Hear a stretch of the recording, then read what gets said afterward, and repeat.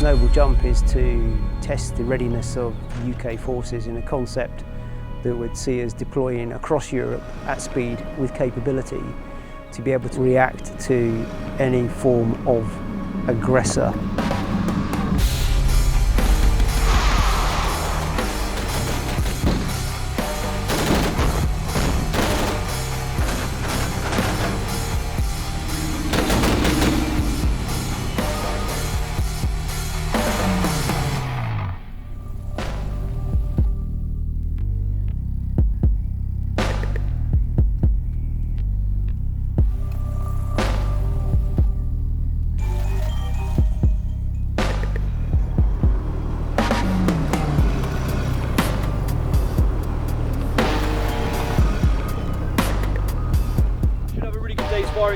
Today's firing is designed to be fun. So we've got two means of comms.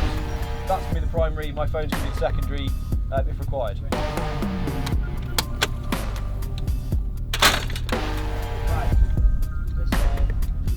I'm Lance Corporal Harry BENNETTS, currently serving in 3 rifles in Fire Support Company. Where we are now is currently in Romania in a place called Cincu.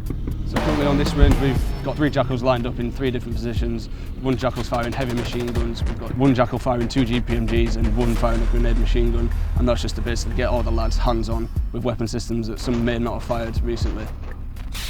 So my role in this exercise is a jackal driver, and I drive around the jackals with a crew of 3 other men. So I've got my commander in the front seat loaded with a gun on his front. I have a gun on the cupola, and I've got a dismount in case he needs to push out and help take a position on foot that we can't necessarily get to in our jackals. Right. If it's too dark, is that for all the combat teams? Captain Bryce Lockwood, Princess Patricia's Canadian Light Infantry, attached to 3 rifles as Fire Support Company 2IC. Noble jump in itself, it's tied into a lot of other exercises, which kind of form that whole integration piece with NATO, coming together and working the ground piece. So that's all the ground elements coming together and ensuring that we can achieve an effect that we need to achieve when called upon. So the role of the ISR combat team is to sit at the front of the brigade and act as its eyes and ears. So whenever the brigade's moving or static, we'll be at the front. We should be the first ones to see the enemy, to pick them up and track them, and then hand off as much information as we can to the brigade itself so that it can act on it in whatever way the commander sees fit.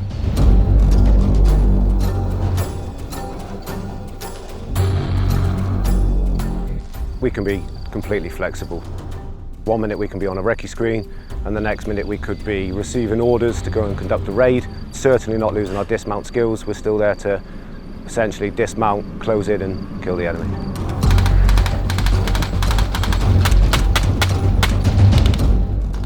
During the raid, the adrenaline's rushing through you, just want to go fast. Getting your dismounts out to go clear the position, be top cover, just firing rounds over your head. Your commander is on the radio and you're just like, right, we're ready to move. As soon as like the attack's underway, it's like a buzz, like you don't get a buzz doing anything else.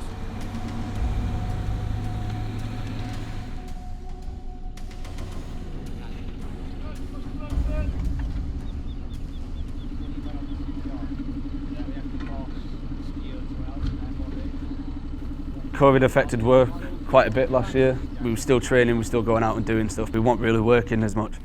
But then towards the end of last year and then into this year, to finally actually go out and start doing what you were trained to do and doing what you want to do and getting out on exercises overseas and stuff, it's a lot better than what it was last year. If you're a new rifleman, you've been put into the scheme of manoeuvre at the last minute. Coming straight to battalion doing an overseas exercise, 1, it's good experience, and 2, you can already say you've done something, whether you've been in a couple of months. So I think they'll take it as a good thing, and they'll probably get more experience off this than they would being in the rooms on camp for the last 3 months.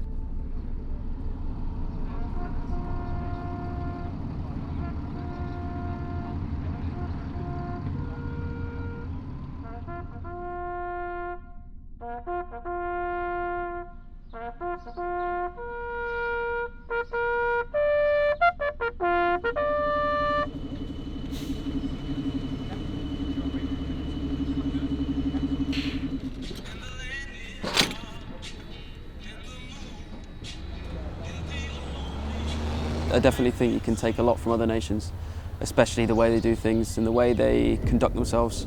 teaming up with other nations it's a good experience for myself and everyone in the platoon that's here. There's so much that you can learn from other snipers, and I don't really think you can ever be at the top.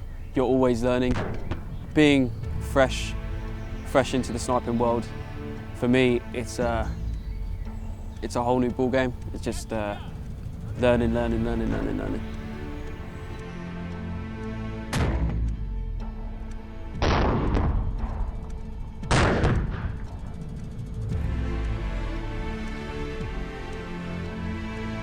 No matter whereabouts you are in the world, the principle of sniping is always going to be the same. The way they see sniping and the way we see sniping, I think it's all fairly similar no matter where you are, and it's sort of like a community. I'm liking Romania. It is nice out here.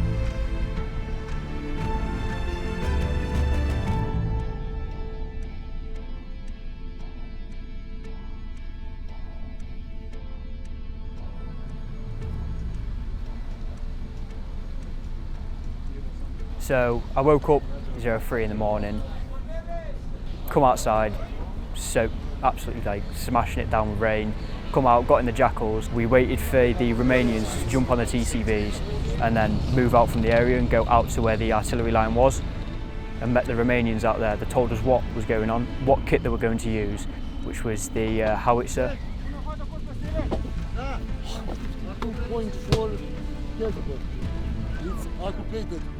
When the round was put in, everybody came out of the sort of artillery dome, and then it'd face around and look away from the gun. They would pull the rope, which would then set off the artillery.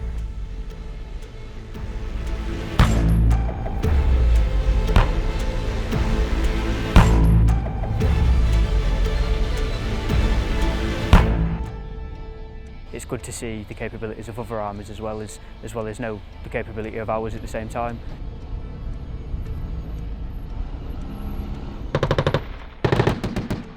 Integration, especially with the other countries. So like at first, all the countries were sticking to like their own little areas, whereas now like you pass them, you'll speak to them. We've been playing sports with the Americans, so it's good getting that integration off exercise as well as on. The riflemen have found it immensely useful to come out to a training area that they haven't been on before, to really hone their professional skills. And it's something that I'm hugely proud of, because it's not just about the rifles.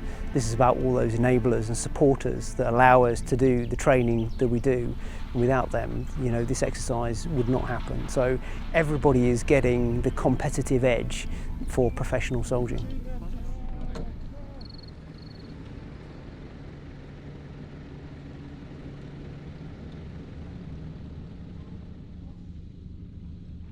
The JPDD really is the culmination of our work here on Exercise Steadfast Defender. We've been here working on our interoperability with our NATO partners and proving the capability of the multinational VJTF brigade. It really brings together our ability to work with our partners and shows our confidence really operating alongside our partner nations in this firepower demonstration. It's a very strong and clear demonstration of the significant warfighting capability of the VJTF brigade and our ability to respond to any aggressors if required.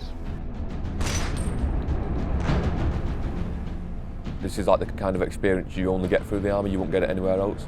So days when you do see it all coming together, you think, like, this is worth it. This is what we've been grafting for the last 2 weeks, getting up at 5 in the mornings for.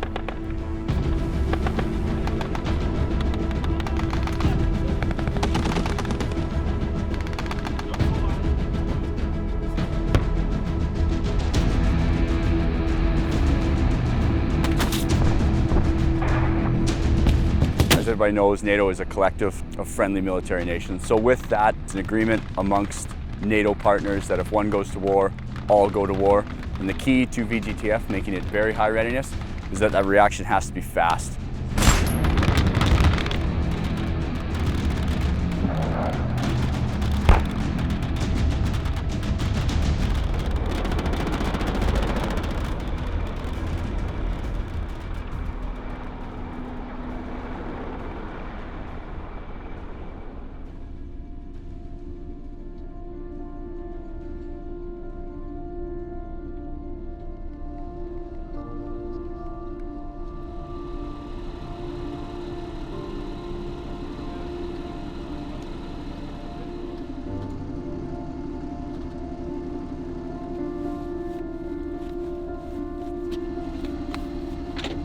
final stages of our deployment, we're taking part in exercise Saber Guardian. What that is essentially is a major muscle movement for NATO in itself.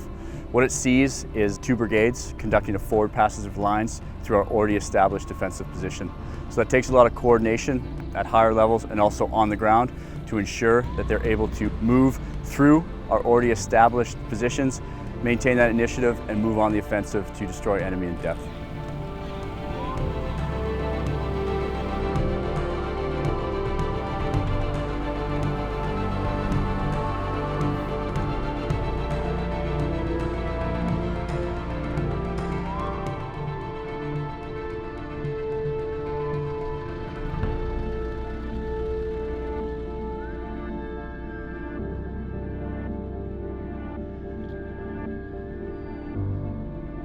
I think we've built a really strong baseline now of mutual confidence in each other and understanding of capabilities. This is something we can take forward now we've established these relationships to develop ourselves further as a NATO contributing organisation to further the collective defence that NATO offers to the Euro-Atlantic area. During lockdown we've been away, and now when we go back lockdown will be lifted again, so it'll be good to go home, sit down with a few mates in the pub and have a few pints with them. For some of the younger people that are deployed on this exercise, I mean, this is the first time they've been involved in a NATO exercise. For some of them, it's their first time being away from the UK exercising. It's been a massive, massive learning curve, but the results are there. This is a lifestyle. I mean, no other job does this, like takes you out your comfort zone. When I get back, I've always got plans of what I want to do. There could be another exercise in a couple of months' time, it could be longer. So you just want to try and do as much stuff as you can when you get back. It's been great, it's been shining, it's been raining, it's been a great time. I'll miss the mountains, but I think it's time to go home.